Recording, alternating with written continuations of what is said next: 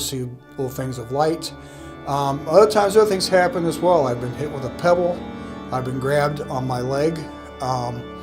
I've heard things. I've heard of also things flying, pieces of the wall flying down, hitting somebody. People come up to me and go, "Oh yeah, we used to sneak into the wine cellar," and this one guy told me one time that as kids, they would come into the house and they'd feel cold spots and things like that. They didn't know what that meant.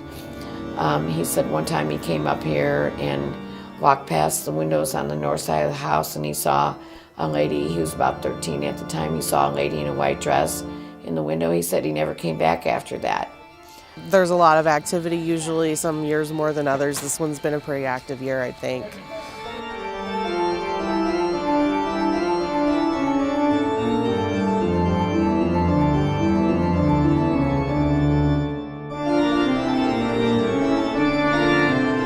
As you well know, it's very well known in the area. It's had that reputation for a long, long time. I would say going back to the 40s.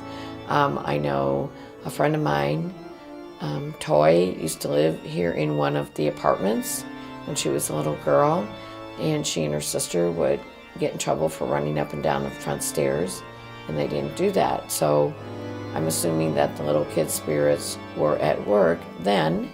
So really, when I bought the house, I was really unaware of its reputation, and as time went on, I did then begin to find out its reputation and hear some of the stories that kind of went along with the house.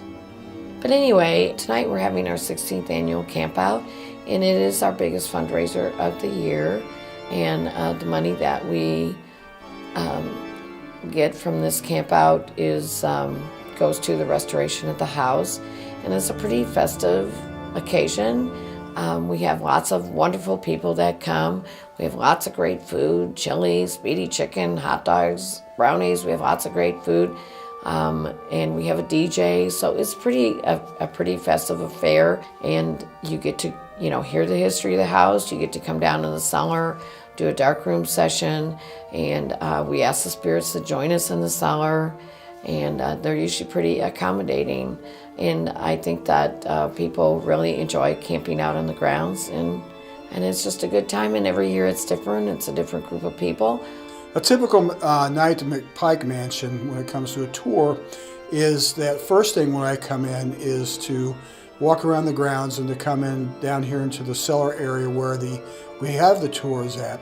Then we'll get the group prepared by talking to them about what to look for, what not to look for, how to keep oneself open, and also to make sure that everybody's safe. I mean, you're into an old building, things like that, so you're kind of shepherding them as well to make sure that everybody has a good time, is safe, and can enjoy themselves. After we go through all the scientific instruments that people have and that type of thing, we shut the lights off, and then we have what's called a darkroom session.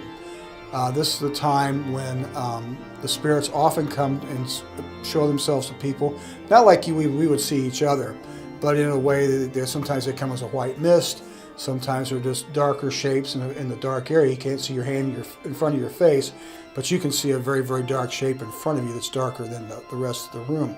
The most interesting part about the campouts are probably the cellar sessions. It's where you really get to see and smell and hear and touch and sense everything that's here. Mm-hmm.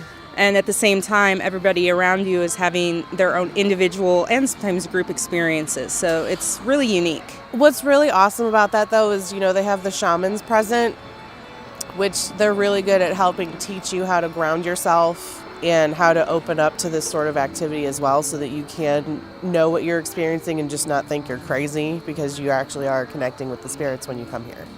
It's very much like when we're in Atchison, Kansas at the Sally House, where we're tour guides. The two towns are very similar. They have similar history. They have, the railways, the limestone, the river. All these things are intertwined. They're both haunted, and nobody knows exactly why they're so haunted. And it's just wonderful. But there's a lot of energy here. You go to a lot of places to investigate, it doesn't have near the energy that McPike Mansion has, and it's always something different.